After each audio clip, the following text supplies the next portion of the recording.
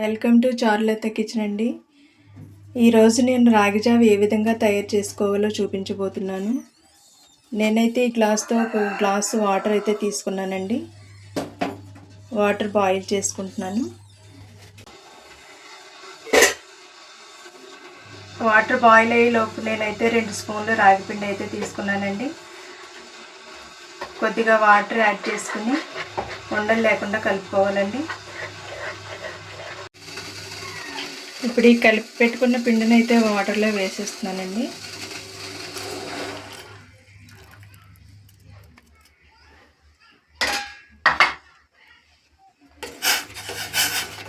ఇది 2 నిమిషాలు మరిగిన తర్వాత కొద్దిగా చిక్కబడుతుందండి.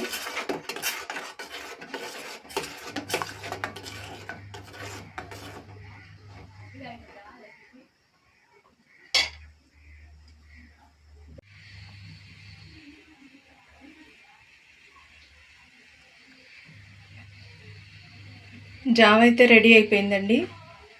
స్టవ్ ఆఫ్ చేస్తున్నాను.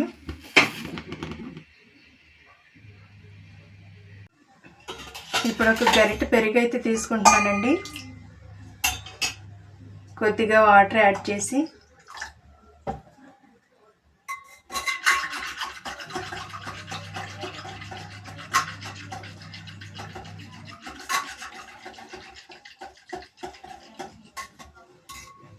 మజ్జిగ అయితే ప్రిపేర్ చేశానండి.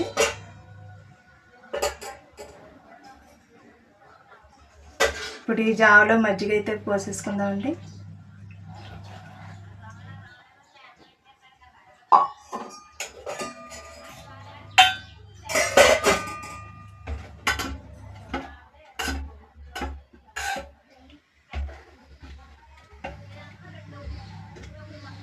మన జావ అయితే రెడీ అయిపోయిందండి.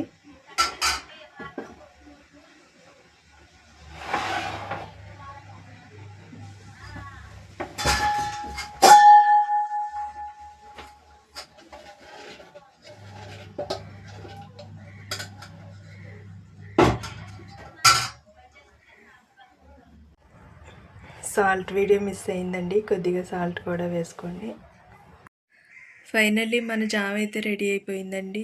కాల్షియం ఫైబర్ కూడా అధికంగా ఉండే ఈ రాగి జావ తాగడం వల్ల పెద్దలకు పిల్లలకు కూడా ఎంతో ఉపయోగకరంగా ఉంటుందండి.